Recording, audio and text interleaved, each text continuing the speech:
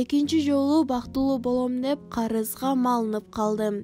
Үйдө 3-1 туугандын ортончусумун. Агам, эним бар. Алар өз түшүгү менен алек. Ата-энем биз бала кезден ууртап татып, ичимдикке жакын болгондуктан, азыр ойлоп көрсөм башынан деле ырыстуу тарбия албаппыз. Орто мектепти бүткөнүбүзгө сүйүнүп, жогорку билимге деле умтулбаптырбыз. Ошентип бала кезибизден ар кимдин оокатын кылып, кара жумушка бышып чоңойдук. Байкем курулушта кышташып, мен ашканада идиш жууп, иним унаа жуучу жайда жай кышы муздак суу кечип, акча таап жаттык. Биздин кыйналганыбызды ата-энем сезчү беле?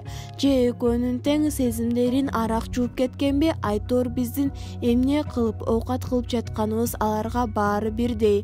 Урунуп, беринип иштеп жүргөн күндөрдүн биринде мени ала качып кетишти. Ал жигитти мурда кийин көргөн эмесмин. Мен иштеген жердеги ашпозчу эженин бир тууган иниси экен. Көшөгөгө сүйрөп киришкенде ал эжени көрүп жүрөм. Ал дартыман чыгып, жалынып, жакшы жерге туш болгонумду кулагыма куюп жатып калышты. Бир чети аракеч ата-энемен кайтып баргым келбей, өп-чап турмуштан таманыма сыз өтүп, колду какшаткан идиш жуугуч жумушунан качып отуруп калдым. Жолдошум чын эле жакшы адам экен. Кайнатамдар үйдүн ортончусу болгондуктан шаардын четинен жер тилке алып, чаккан болсо да үй салып коюшуптур. Шаарга көчүп келип жашап калдык.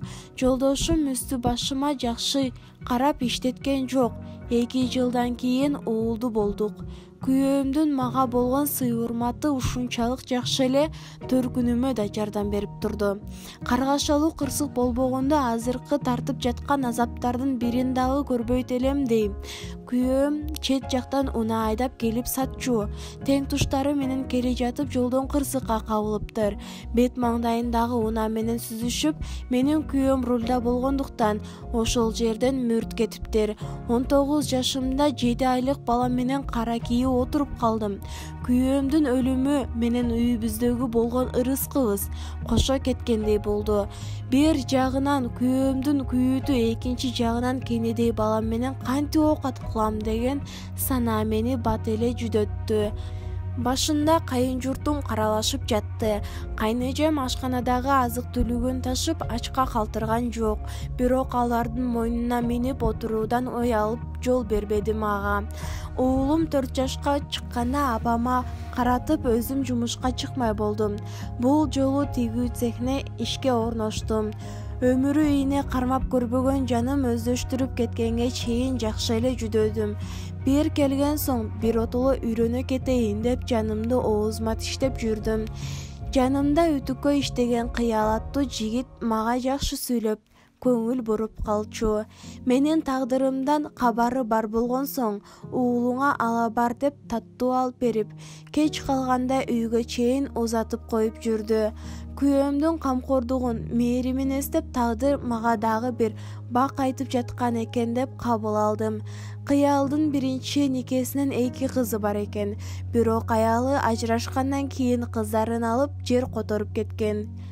Экөөбүздүн мамилебиз качан, кантип эрди аялдыгына өткөнүнө өзүм деле аңданбай калдым. Неке кыйдырып жашап калдык. Башында үйгө анда-санда келип турса, кийин бир отоло кийимин алып көчүп кирди. Бирок турмуш жаңыртканымды төркүнүмө айткан жокмун. Кайын журтумда билген жок. Убакыттын өтүшү менен өздөрү билишер дедим. Үйгө жайгашып көнүшө баштагандан кийин кыял чоң үй салалы, 2 жакты тосуп, чарбаны оңдойлу деп көндүрө баштады. Чын эле буга чейин каражанымды багам деп жүрүп, тегерекчетти тосуп, тиричилик кылуу оюма деле келбептир.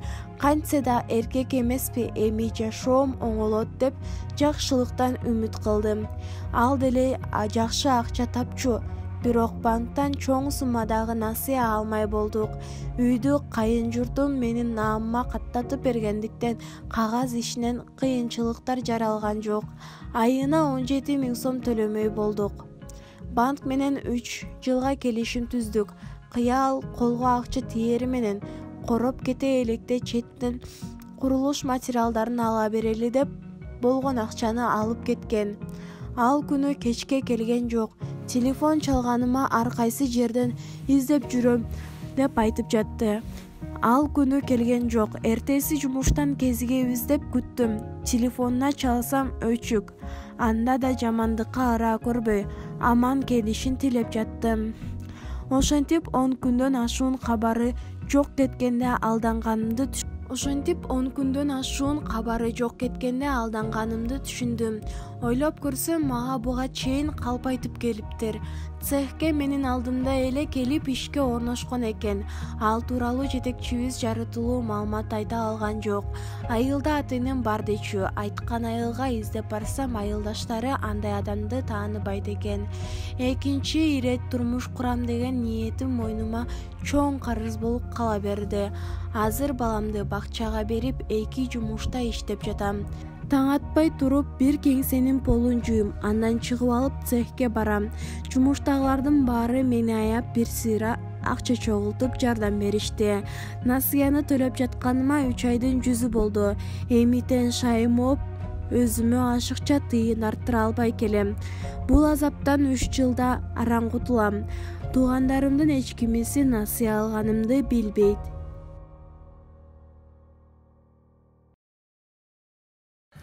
Илгери бир бала 3 нерсени жакшы көргөн. Алар чоң утуштар, бат төлөмдөр жана чоң коэффициенттер. Бир күнү ал ставка койду. Анан Ал көптөгөн акчаларды утуп алды. кайдан? Айдинэксбеттен. Ал кайсыл бала? Ал сенби? Жок. Ал сен. Шилтеме видеонун астында.